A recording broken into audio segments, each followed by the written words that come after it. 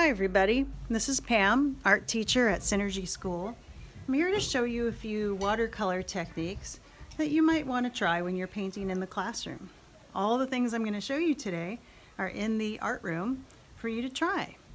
I'm going to start with layers. I'm going to paint down a thin layer of yellow and I'm going to let that dry before I come back to it. Next, I'm moving on to plastic wrap, putting down a layer of paint. And then I'm going to crumple up a piece of plastic wrap.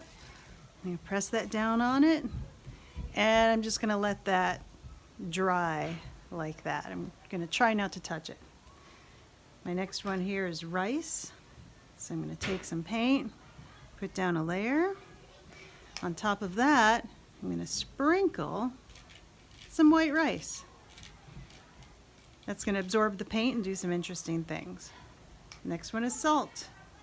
I'm going to paint down a layer of color. I'm going to take a little pinch of rock salt and sprinkle that right on top.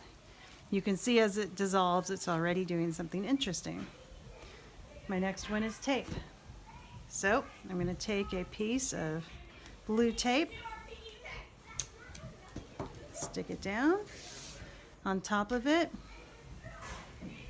I'm going to paint right over the top. You can do a couple different colors, make something interesting. My next one here is indenting. Putting down a layer of paint that's going to soak into the paper for a moment, and then I'm going to draw right into it using the end of the paintbrush, scratching into the paper. Next technique is called wet into wet. Putting down a layer of plain paint, and then from there I'm going to drop in color. It's going to spread out in interesting ways, and then I like to just let it sit and see what happens. I'm going to go back to layers and put down a second layer. Hopefully this one is dry, and layer another color on top. Going back to tissue, putting down a layer of paint. This is just an ordinary tissue, and it's crumpled. And let's see what kind of patterns I get. Looks pretty nice. My next technique here is sponge. Got a small sponge. I'm going to paint one side of it. Coat it well with watercolors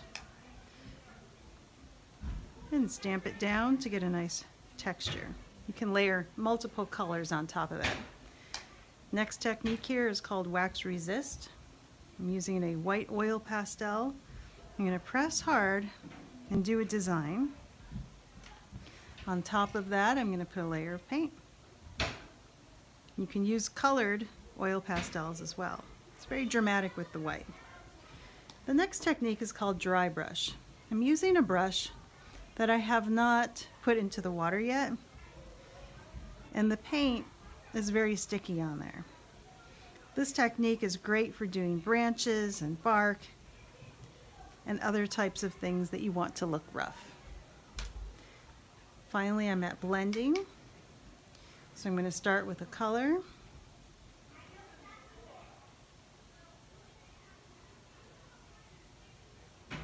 And then I'm going to blend it into another color. So I'm going to start with, I'll use some blue, cleaning my brush in between, and then allowing these colors to blend together.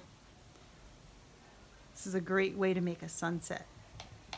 I'm going to go back to the layers one more time and put another thin layer on top. If your layer underneath is nice and dry, the layers below should shine through beautifully. There are many, many more watercolor techniques. If you Google them, you can find them.